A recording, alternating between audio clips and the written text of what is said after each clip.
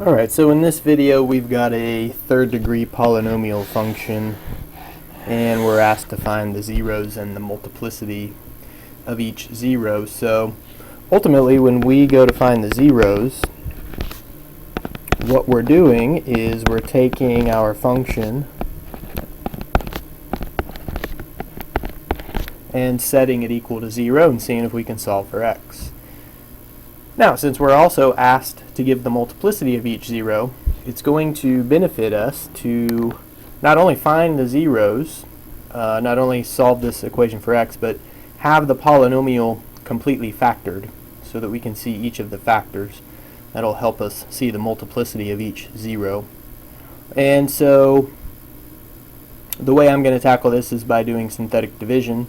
Although you may see a way that you could factor this equation by grouping. That's certainly fine. But what we talked about was that if we look at all factors of the constant term and also all factors of the leading coefficient, right, so the factors of the constant term we called P. So it would be all factors of 9. And then the factors of the leading coefficient we called Q. We have 1, 2,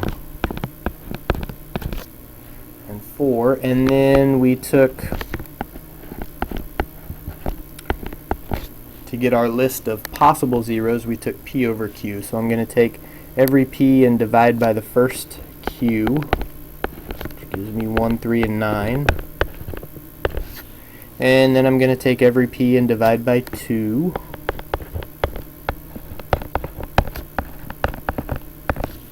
And then I'm going to take every P and divide by 4.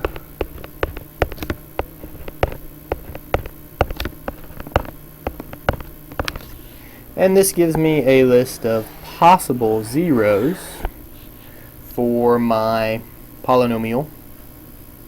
And so that would be quite a list to go through and start testing by synthetic division. However, I think we luck out, and if we start doing synthetic division with the first number in that list, positive 1, or I guess you could take negative 1 to be the first number, but we'll start with positive 1. And I think we luck out, and doing the synthetic division, I'm going to go through this, assume that everybody's okay with the synthetic division. So we end up with a remainder of 0. And so what we've got here is that x equals 1. X equals 1 is one of our zeros. X equals 1 is a 0. And we had that factor theorem, which means therefore that x minus 1 is a factor of the polynomial. So if we want to rewrite our polynomial equation in factored form, now we know x minus 1 is one of the factors. In fact, over here, this number in synthetic division came from the polynomial that we were dividing by, which we called the divisor. So in fact, we learned that if we took our divisor, multiplied by our quotient, which the synthetic division tells us our quotient, 4x squared plus 12x plus 9. We took divisor times quotient plus remainder, then that was equivalent to the original polynomial, or that was what we called the dividend.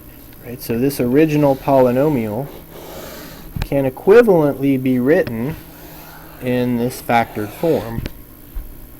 Right? And so we would have all of this equal to 0. Now, of course, we don't need to consider the plus 0 part, so really we just look at that divisor times the quotient. And our quotient is now a quadratic, which we can factor a little bit further. So let's see, this factors into,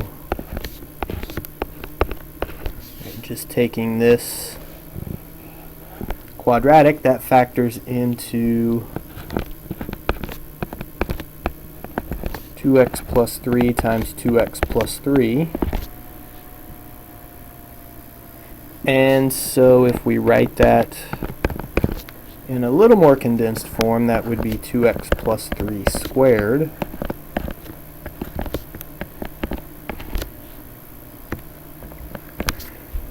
Right, so the exponent on this first factor is 1. That's going to give us the multiplicity there. Exponent is 1. Exponent on this second factor is 2. That gives us the multiplicity of that. And my plus sign there looks like multiplication. It should be plus.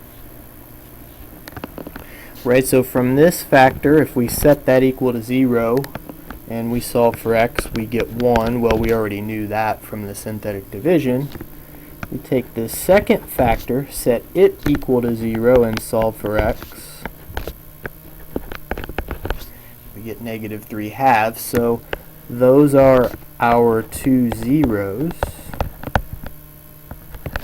Those are our two zeros.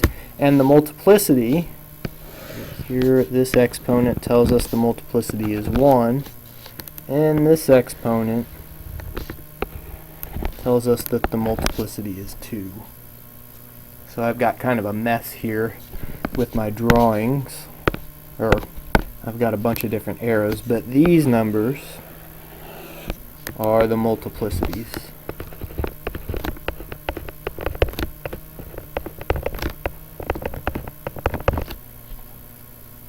Right, so I only have 2 zeros, but the reason that's okay is because this 0 is repeated twice. So really I have 1 here and 2 here, so really I kind of have 3 zeros, which is the degree of the original polynomial.